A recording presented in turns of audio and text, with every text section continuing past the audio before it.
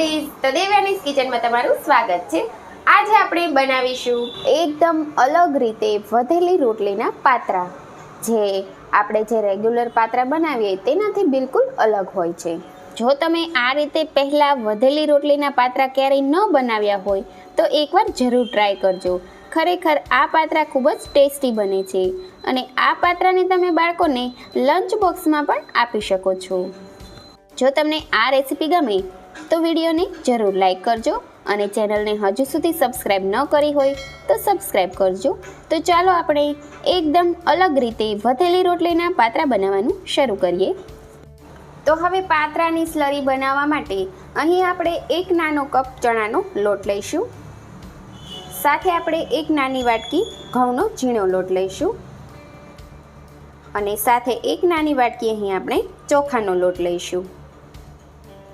હવે તેમાં આપણે 2 ચમચી સફેદ તલ ઉમેરીશું, સાથે 1 ચમચી ધાણા જીરું પાવડર ઉમેરીશું, ચપટી હિંગ ઉમેરીશું, અડધી ચમચી જેટલી આપણે વરિયાળી ઉમેરીશું, 1 ચમચી આપણે લાલ મરચું પાવડર ઉમેરીશું, અડધી ચમચી આપણે હળદર પાવડર ઉમેરીશું, સ્વાદ પ્રમાણે આપણે મીઠું ઉમેરીશું, 1 ચમચી લીલા મરચાંની પેસ્ટ ઉમેરીશું, 1/4 ચમચી જેટલો આપણે ગરમ મસાલા પાવડર ઉમેરીશું। તમે તમારા ટેસ્ટ પ્રમાણે વધુ ઓછો કરી શકો છો। હવે 2 ચમચી આપણે તેલ ઉમેરીશું।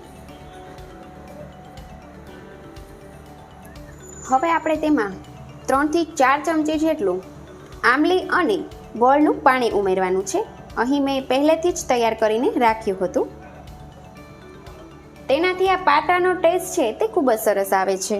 અહીં આપણે તીખાશ, ગળપણ, ખટાશ, મીઠું બધું ચેક કરી લેવાનું। તમે જે રીતે ટેસ્ટી ખાતા હો તે પ્રમાણે તમારે આ સ્લરી તૈયાર કરવાની છે। હવે આ રીતે પાણી ઉમેરતા જઈ જાડી આપણે સ્લરી તૈયાર કરી લેવાની છે। હાથની મદદથી સરસ રીતે આ રીતે મિક્સ કરતા જવાનું છે। સ્લરી પાતળી ન થઈ જાય તેનું આપણે ખાસ ધ્યાન રાખવાનું છે। અહીં મેં 1 વાટકી જેટલું પાણી ઉમેર્યું છે, તમારે જોતા પ્રમાણમાં પાણી લેવાનું। હવે આ તૈયાર થયેલી પેસ્ટને તમારે થોડી ચાખી લેવાની, જે કંઈ પણ મસાલો તમને ઓછો લાગતો હોય તે તમે ઉમેરી શકો છો। તો હવે રોટલી ઉપર લગાડવા માટેની પાત્રાની સ્લરી તૈયાર છે। અહીં મારી પાસે વધેલી 4 રોટલી પડી છે, તો હવે તેમાંથી 1 રોટલી ઉપર આપણે જે સ્લરી તૈયાર કરી છે તેને આ રીતે લગાવી દઈશું। આ રીતે આખી રોટલીમાં સરસ રીતે લાગી જાય તે રીતે આપણે સ્લરી લગાવવાની છે।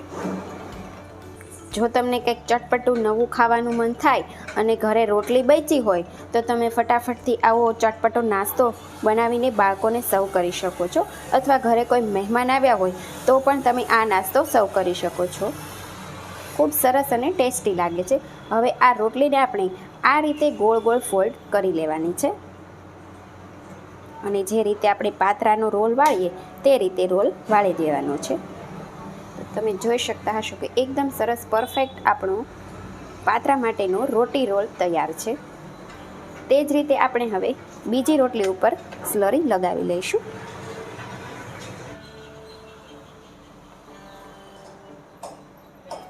હવે આ રોલ બનીને તૈયાર છે।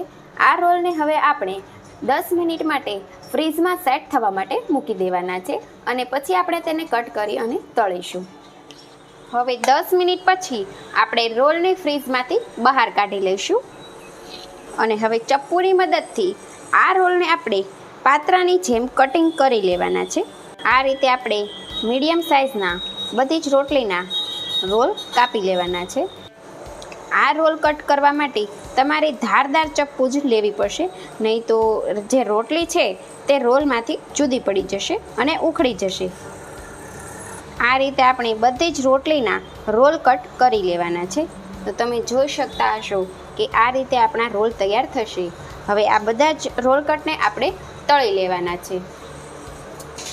તો હવે પાત્રાના રોલને તળવા માટે આપણે ગેસ ઉપર એક પેન મૂકીશું અને તેમાં તેલ ગરમ કરવા મૂકીશું।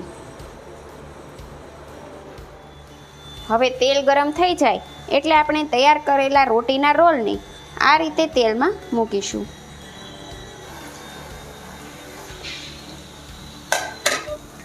આ રીતે હળવા હાથે ફેરવતા જઈ રોલને આપણે બંને સાઈડ સરસ રીતે તળી લેવાના છે.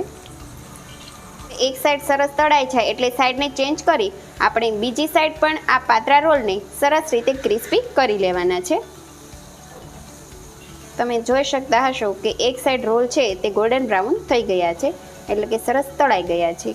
આમ જોતાં તમને ભાખરવડી જેવો શેપ લાગશે અને ટેસ્ટમાં પણ ખૂબ જ સરસ લાગે છે. અને આ પાત્રાને તમે લાંબો સમય સુધી બનાવીને સ્ટોર પણ કરી શકો છો. તમે કોઈ મહેમાન આવ્યા હોય તો એક ફરસાણ તરીકે પણ આ રેસીપી બનાવી શકો છો. ખૂબ જ ટેસ્ટી અને કંઈક નવું લાગે છે. તો હવે આ બધા જ રોલ છે પાત્રાના તે તળાઈ ગયા છે, તો તેને આપણે એક ડીશમાં કાઢી લઈશું.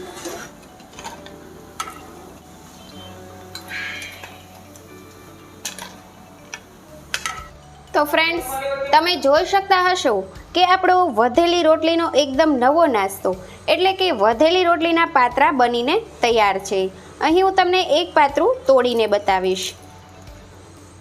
તો તમે જોઈ શકતા હશો કે એકદમ સરસ મસાલેદાર ક્રિસ્પી એવા આપણા પાત્રા બનીને તૈયાર છે. ફ્રેન્ડ્સ, બધાના ઘરે રોટલી બચતી જ હોય છે, તો તમે આ રીતે એક નવી રેસીપી બનાવીને તેનો રીયુઝ પણ કરી શકો છો અને બાળકોને લંચ બોક્સમાં પણ આપી શકો છો. અને ઘરે મહેમાન આવ્યા હોય તો તમે એક ફરસાણ તરીકે પણ આ રેસીપીને બનાવી શકો છો. તો ફ્રેન્ડ્સ, તમને મારી આ વધેલી રોટલીની નવી આઈટમ પસંદ આવી હોય અને આવી નવી રેસીપી જોવી હોય તો મારી ચેનલને લાઈક કરજો, શેર કરજો અને સબસ્ક્રાઈબ કરવાનું ભૂલતા નહીં.